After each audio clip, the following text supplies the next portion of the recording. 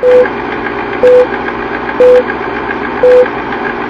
Bill of Rights is a label given to the first 10 amendments of the United States Constitution. Written by James Madison, the Bill of Rights was created to make sure that the citizens were shielded or protected from an interfering government and to confirm the Constitution. The First Amendment states that citizens have the right to speak their minds, practice a religion, bring their complaints before the government, etc. The Ferguson police violated the First Amendment by handling the people that were peacefully protesting with many arrests, attempted news blackouts, and curfews. The Second Amendment explains that since a good army protects us, people can own and use guns.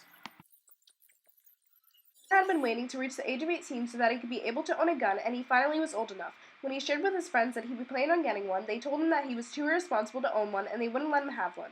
Although Jonah has a decent clean record, and he can own a gun due to the Second Amendment, so he doesn't have to listen to his friends. The Third Amendment declares that soldiers can't ever walk into someone's house, forcing the owner of the house to let them stay there and be taken care of.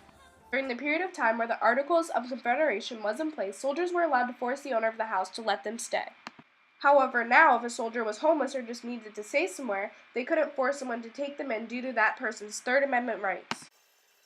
The Fourth Amendment states that the government can't search or take away anyone's personal things without a warrant or an accurate reason. For example, you might have heard of the movie Safe Haven, and at one point in this movie, a policeman wanted to search a woman's house, but he couldn't due to the lack of the warrant. Therefore, once he got one, he could search her home. The Fifth Amendment includes that no person can be put to court unless a large jury resolves that there is a very big amount of evidence, people can be tried twice for the same crime, you can't force someone to own up to a crime, and you can't take private property for public use. If someone has supposedly broken the law, you can't send them straight to jail, you must have them go through a trial in court. In the Sixth Amendment, it says that when a person is tried for a crime, they must have a speedy trial by an impartial jury made up of people that live in the same district or state of where the crime was committed.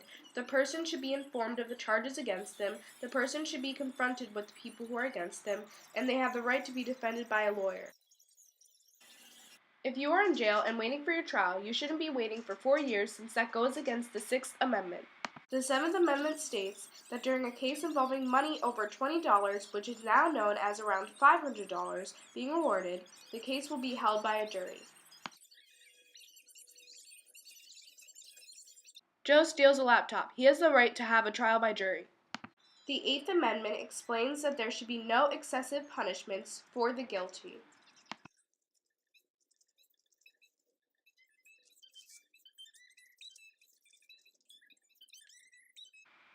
The Ferguson police violated another amendment, the Eighth, since they arrested people for standing for 5 seconds while protesting. The Ninth Amendment states that unidentified rights are just as important as the ones that are identified.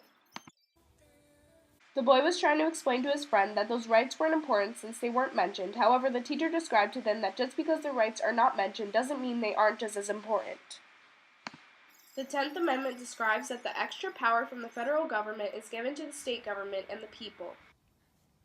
States can decide what job and school requirements they want to input because they have the access to rule over this.